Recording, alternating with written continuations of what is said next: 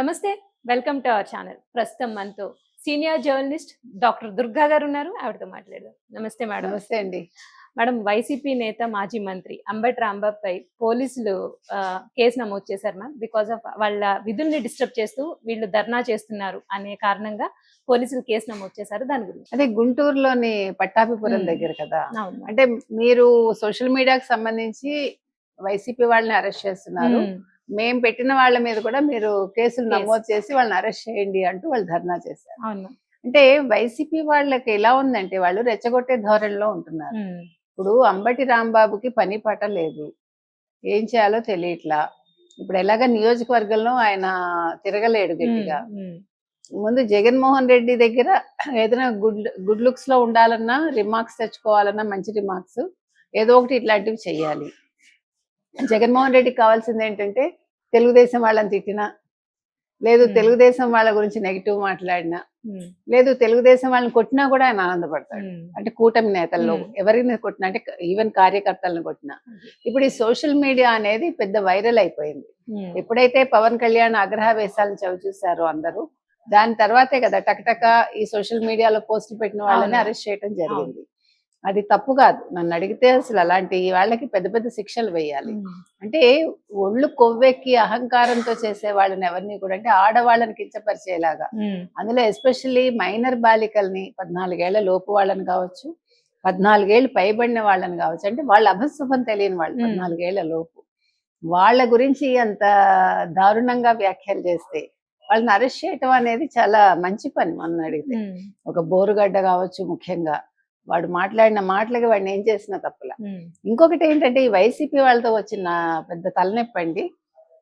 ఎవరినైనా అరెస్ట్ చేస్తే ఓ BC card, లేకపోతే ఓ ఎస్సీ కార్డు, కులం కార్డు తీసుకొచ్చేసి, అంటే వాళ్ళ కులాలను బట్టి తప్పులు చేస్తారా? కాదుగా. కాదు కదా. మనిషి తన అవసరాల కోసమో, లేదు తనకి కొవ్వెక్కో, లేకపోతే తను వాళ్ళని కించపరచాలనో మాట్లాడతాడు తప్ప, నేను ఈ కులానికి చెందిన వాడిని కాబట్టి నేను ఇలా మాట్లాడతాను ఎవ్వడు అన్న.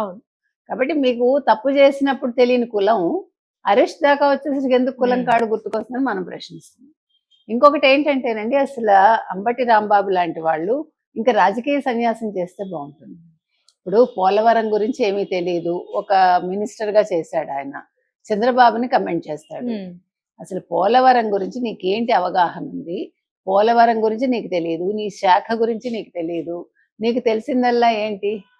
ఎంతసేపు చంద్రబాబుని తిట్టడం, పవన్ కళ్యాణ్ని రెచ్చగొట్టడం, వీళ్ళకి తెలిసిన విద్యలు ఇవే. ఇవాళ సోషల్ మీడియా వాళ్ళని అరెస్ట్ చేస్తే మీరు ఇంత బాధపడుతున్నారే, మీరేం చేశారు 5 ఏళ్ళు? అసలు మీ సోషల్ మీడియాని ఎందుకు కంట్రోల్ చేసుకోలేదు మీరు? అంటే ఎవరి మీదైనా నెగిటివ్ పోస్టులు పెట్టి వాళ్ళని తిడితే మీరందరూ ఆనందించారా?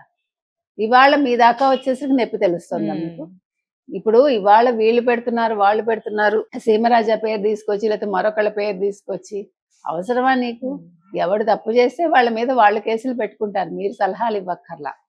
ఇవాళ అంబటి రాంబాబు పరిస్థితి ఏంటంటేనండి, సొంత అల్లుడి సంగతి చూసుకోమనండి, అల్లుడే వ్యతిరేకమయ్యాడు.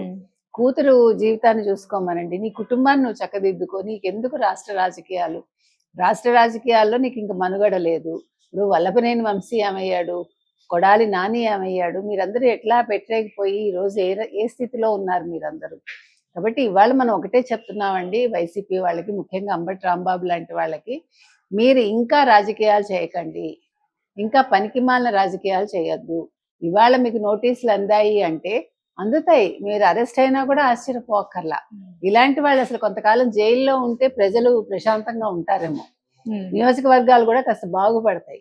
ఇప్పుడు అధికారంలో ఉండేవాళ్ళు వాళ్ళ పనులు వాళ్ళ విధులు వాళ్ళు సక్రమంగా నిర్వహించుకుంటారు.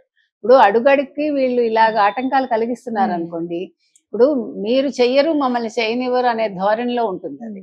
కాబట్టి అంబటి రాంబాబుకి నోటీసులు ఇవ్వటం కాదండి, అంతటితో సరిపెట్టకుండా అరెస్ట్ చేస్తే సుఖంగా ఉంటుంది. అంటే మీరు అన్నట్టు కరెక్ట్ మ్యామ్. ఇలా విధులకి అడ్డంకి కలిగిస్తూ ఉంటే పాపం వాళ్ళు చేసేది వాళ్ళు చేయరు, వీళ్ళు ఎలాగో ఏమి చేయకుండానే వచ్చారు, అందుకనే కదా ప్రజలు రిజల్ట్ చూపించారు.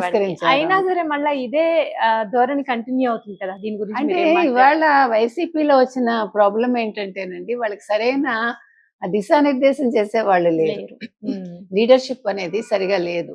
ఇవాళ మీరు చూసుకుంటే కనుకైతే కడప విషయంలో, పులివెందుల విషయంలో ఇవాళ అవినాష్ రెడ్డి మీదే అనుమాన పడుతున్నాడు జగన్మోహన్ రెడ్డి. అంటే ఒక ముఖ్యమంత్రిగా పనిచేసిన వ్యక్తి ఒక పులి అనుకునే ఒక జగన్మోహన్ రెడ్డికి వాళ్ళ దిక్కు లేకుండా ఉంది. ఇంకా వీళ్ళందరూ ఎంత అండి ఆఫ్టర్ ఆల్ కదా. అవును అంటే కరెక్ట్. పార్టీ అనేది కకావికలం అయిపోతుంది. ఇవాళ అసలు మనం నమ్మశక్యం కాని విషయం ఏంటంటే నీటి సంఘం ఎన్నికలు జరిగాయి కదా పులివెందుల కడపలో. అక్కడ తెలుగుదేశం జెండా రెపరెపలాడింది. ఎప్పుడూ లేనిది ఇవాళ పులివెందుల్లో కడపలో తెలుగుదేశం వాళ్ళు బాగా వేయగలిగారు. కార్పొరేటర్లు వైసీపీ కార్పొరేటర్లు ఎవరైతే ఉన్నారో వాళ్ళందరూ కూడా చాలా మంది తెలుగుదేశంలో జాయిన్ అయ్యారు. సో దీంతో ఇవాళ జగన్మోహన్ రెడ్డి తాడేపల్లి ప్యాలెస్ లో ఆగ్రహావేశాలతో ఉన్నాడు అవినాష్ రెడ్డి మీద. మనం ఎందుకు చెప్తున్నామంటే అవినాష్ రెడ్డి లాంటి వ్యక్తే ఈ రోజు కంట్రోల్ చేయలేకపోతే తన నియోజకవర్గాన్ని, రాజశేఖర్ రెడ్డికి సంబంధించిన కంచుకోట లాంటి ఒక పులివెందులు కావచ్చు, కడప కావచ్చు, ఈ రోజు తెలుగుదేశం అందులో అడుగు పెట్టగలిగిందంటే ఇంకా వాళ్ళకి మనుగడ లేదనే కదా అర్థం. అందుకని ఈ చిన్నా చితక వీళ్ళందరూ కూడా అంబటి రాంబాబు కావచ్చు, మరొకళ్ళు కావచ్చు, వాళ్ళకి ఎక్కడికి వెళ్ళడానికి మార్గాలు లేవండి వేరే పార్టీలోకి. ఇటు జనసేన తీసుకోదు, ఒకవేళ సామాజిక వర్గం ఒకటైనా కూడా ఆయన చేజేతిలో చేసుకున్నాడు. ఇటు తెలుగుదేశంలోకి రాలేడు, వైసీపీలో ఆయనకి ఎక్కడా కూడా మనుగడ లేదు. సో ఇలాంటి వాళ్ళు ఏం చేస్తారు, ఇలాగేదో తమ ఉనికిని చాటుకోవటం కోసం ఇలాంటి చిన్న చిన్న ధర్నాలు చేస్తూ ఉంటారు, ఏదో వార్తల్లోకి ఎక్కాలని చూస్తూ ఉంటారు. దాని ద్వారా ఎవరు జగన్మోహన్ రెడ్డి పట్టించుకుంటాడేమో అనుకుంటారు. ఏది ఏమైనా కూడా ఇవాళ అంబటి రాంబాబే కాదండి, చాలా మంది వైసీపీ నేతలు వాళ్ళకి ఏం చేయాలో తెలియక, వాళ్ళ ఫ్యూచర్ వాళ్ళకి అర్థం కాక, రాజకీయంగా ఏం చేయాలో తెలియక వాళ్ళు అవస్థలు పడుతున్నారు. సో ఇంకా త్వరలోనే ఇప్పుడు చాలా మంది కూడా చేరతారు మిగతా పార్టీల్లోకి వైసీపీ వాళ్ళని అంటున్నారు. అది కనుక జరిగితే ఇప్పుడు ఆయన ఏదో మీరు